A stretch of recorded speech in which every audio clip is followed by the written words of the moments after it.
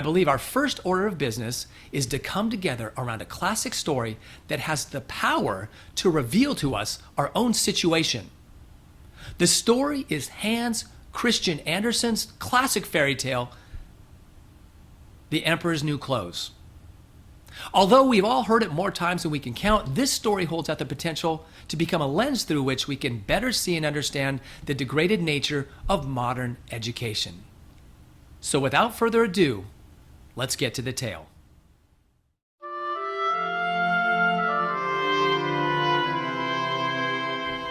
Once upon a time, in a land far away, there lived an emperor who loved beautiful new clothes. He was obsessed with his appearance, so much so that his only interest was going about his kingdom publicly parading his new outfits. He was so vainglorious and so concerned with outward appearances that he spent most of his kingdom's revenue on new clothes, and he had a different garment for every hour of every day. One day, two swindlers came to the emperor's kingdom. They said they were weavers and claimed that they knew how to make the finest cloth imaginable. Not only were the colors and patterns extraordinarily beautiful, but in addition, this material had the amazing property that it was to be invisible to anyone who was incompetent or stupid. When the emperor heard about this amazing new cloth, he thought it would be wonderful to have clothes made of it. If he had an outfit that was invisible to those who were incompetent and stupid, he'd be able to tell which of his court were unfit for their stations. He couldn't resist. He immediately gave the swindlers an exorbitant amount of money to begin working on his new outfit. The swindlers set up their looms and pretended to go to work. Even though there was nothing in the looms, they asked for the finest silk and the purest gold, all of which they hid away and continued to pretend to work on the empty looms. After several weeks, the emperor thought to himself, I would really like to know how they're coming along with that cloth. But he was a little bit nervous when he thought about the fact that anyone who didn't see the cloth was unfit for their position. He actually wondered if he'd be able to see the material or not. He concluded that he had nothing to fear, but just to be safe, he decided to send his most trusted old minister to the weavers to give him a report. So the honest old minister went into the hall where the two swindlers were working away at their empty looms. He looked at what they were working on, and he was shocked that he couldn't see anything. He began to panic as he tried to decide whether or not to tell anyone that he couldn't see anything. He couldn't bear the thought of being thought of as unfit for his position or as stupid, so he decided to lie. Seeing the confusion on his face, the two swindlers invited him to step closer, asking him if he admired the beautiful design. They pointed to the empty looms, and the poor old minister opened his eyes wider and wider. Just when he was on the verge of panic, he decided to say, "Oh, it's magnificent, the very best. This pattern, these colors, yes, I will tell the emperor that I am very, very satisfied with it." The swindlers told the old minister that they were very pleased that he liked it so much, and they explained in detail how beautiful the cloth was. The old minister listened very carefully so he could report to the emperor every detail. Before the good minister left, the swindlers told him that they needed more money, more silk, and more gold, all of which they hid away the moment they received it. Later that month, the emperor sent other officials to observe the weavers in progress. All that went to visit the swindlers were at first startled that they saw nothing, but they too reported back to the emperor how wonderful the clothing was. Word of the beautiful garment traveled like wildfire throughout the kingdom. As a frenzy of excitement was building up throughout the kingdom, the minister suggested to the emperor that he hold a procession on the very day the clothes were completed to show off this most excellent clothing. The emperor awarded the swindlers medals of honor and named them Lord Weavers in the kingdom. And then they set the date for the procession. The swindlers stayed up all night the night before, pretending to prepare for the great event. They cut with scissors in the air, and they sewed with needles without any thread, and finally they announced, "Behold, the clothes are finished." The day of the procession, the emperor went with his court and put on his new outfit. he was shocked to discover that he himself didn't see the clothing, but he knew he had to put a brave face on it. The swindlers and the courtiers made a great show of addressing the emperor in nothing. When the emperor looked into the mirror, he exclaimed, "What a wonderful fit! What a pattern! What amazing colors!" As the king and court prepared for the procession, the entire kingdom lined the streets to witness the emperor's new clothes.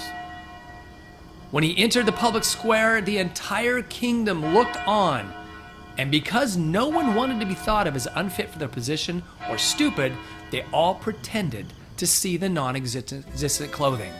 The entire kingdom oohed and awed and like never before, and never before had the emperor received such acclaim and praise for his outfits.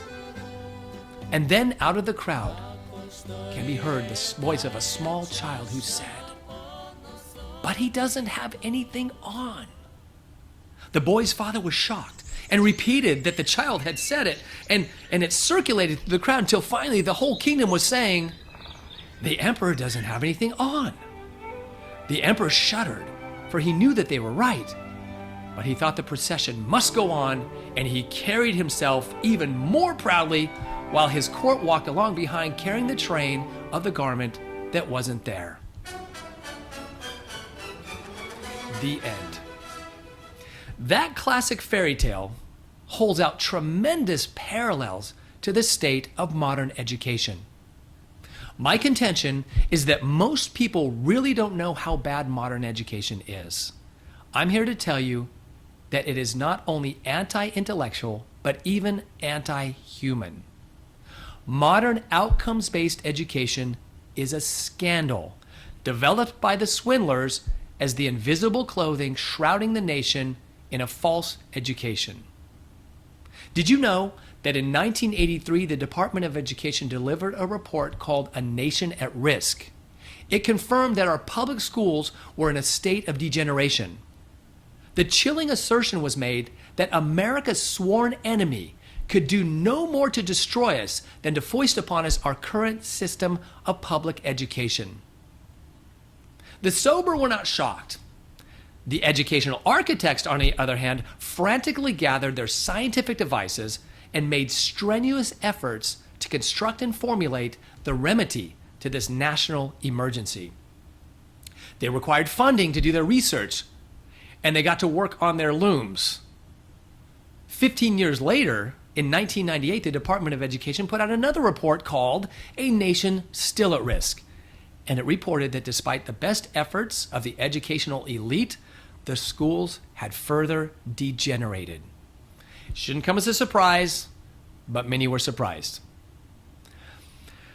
Einstein said, "Problems cannot be solved by the same mindset that created them." The devastating truth is that the same mindset that destroyed American education over the last 150 years has not changed up to this day. I call our national educational system the Empress as an analogy to that classic fairy tale. The teaching profession is accustomed to promulgating what pleases the ego and the ear, regardless of its connection to reality. The cognitive dissonance required to be an employee honored by the public schools is not unlike what was required of those surrounding the emperor. In our public schools, we have abandoned literacy and the great stories. It had always been in the great stories that we caught glimpses of the immutable realities that shape our lives. The enduring tales are like soul mirrors. The modern school has not only abandoned great literature, but replaced it with empty programs making substantive claims that are truly invisible. There is indeed a striking parallel between Hans Christian Andersen's classic fairy tale and the current state of affairs. The emperor's invisible clothes in the tale can be likened to the ever-revolving educational programs the empress uses to clothe her massive body of schools. Just like the emperor, the empress is so excessively fond of clothes that she spends all her money on them. These outward signs of vanity are garments woven from invisible threads invented by the swindlers we know as educational experts. The empress adorns herself with new and ever-changing signs of achievement. 1 hour she shows off higher test scores. The next she touts diminishing dropout rates. After that she struts diversity. And then she puts on higher literacy rates. The higher test scores are generally an arbitrary measure of a lowered standard. The diminishing dropout rate is a narrower redefinition of the word dropout. Her claims to diversity are couched in the most rigid uniformity. The higher literacy rates possess almost no similarity to what an ancient grammarian would call literate. And yet, still, the public applauds these invisible successes as if they were real. What the swindlers in the fairy tales said of themselves bears an eerie resemblance to the very words used by the swindlers in education today. They say, "We are two very good tailors, and after many years of research, we have invented an extraordinary method to weave a cloth so light and fine that it looks invisible." As a matter of fact, it is invisible to anyone who is too stupid and incompetent to appreciate its quality. The genius of the swindlers is in playing on our human frailties. Our desire for human respect can overwhelm our integrity. The swindlers convince the empress that whoever cannot see the invisible fabric of their new programs is an incompetent fool and not fit for the service in the empress's classrooms. I've spent years questioning the swindlers' invisible programs, and they consistently returned accusations of stupidity, incompetence, and actually even worse.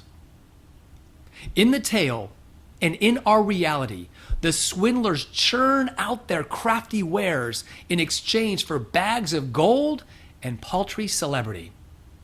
These invisible garments are made of hot air and hubris. The threads of sophistry intertwined with the dark arts of fraudulent weave more than just an invisible cloth. They cast a spell like the snake in the garden that promises, "You will be like gods." And in this way, the swindlers appropriate to themselves the attributes of God, and they create their own anthropology, their own system of weights and measures, and even their own moral code. With the gravity of helium, they make pronouncements on the human condition that oftentimes require multiple university degrees even to believe. An army of cowering, sycophantic teachers fawn over the new programs in feigned delight, but in mortal fear of being found out a fraud. The sheer number of invisible garments worn and discarded by the empress is immense. The breadth and depth of the errors they propagate are astounding. Their lack of truth is alarming. They pretend wild diversity and promise great growth and prosperity, all of it obviously untrue. In a book called The Wonder of Being Human, Oxford professor Dr. Daniel Robinson observed that when a garment is first presented with the prescribed enthusiasm, in the thrill of it all, it is difficult to perceive this thing as just one more cadaver upon which posterity will learn the anatomy of confusion. Let me repeat that. Dr. Robinson said, when these new programs are rolled out with the prescribed enthusiasm, it is difficult in the thrill of it all to perceive this thing as just one more cadaver upon which posterity will learn the anatomy of confusion. We must cultivate the discernment to recognize the cadaver in the first place. The emperor's entourage in the tale is played on our side by superintendents, principals, and the massive body of school teachers. Like the characters in the story, we are forced to confront and repress our gift of free will when we arrive at the crossroads to speak or not speak the lie, or to become or not become a traitor to the empress. The price tag on truth is high by the standards of this world, and self-deceit is a sadistic courtesan. But alas, we are all compelled to choose. My choice was made in my first year of teaching. I chose human souls over the false pedagogy, even though I was groping in the dark for understanding. It was the most profitable choice for my soul, but the most costly for my career. I was early on marked as unfit for my station, stupid, and even worse. But to have healthy relationships with my scholars and their families was worth any price tag, which brings us to the citizens of the kingdom. The folks of the kingdom, out to watch the procession of the emperor's new clothes are like all the parents that send their kids to public schools. The difficulty is nearly as problematic for them as it is for the court attendants. The child who shouts, "The emperor is naked," should be likened to our students, but we do not hear them. Their plain language is a 50% dropout rate, violence, addiction, and an apathy that mimics a coma. The swindlers have contrived our deafness by convincing us that children are like little adults. In kindergarten, we lull them into submission by teaching them a pseudo version of applied linguistics instead of Aesop's fairy tales. The soul we see in the mirror of the emperor's new clothes is our own. Our only hope is embodied in the child.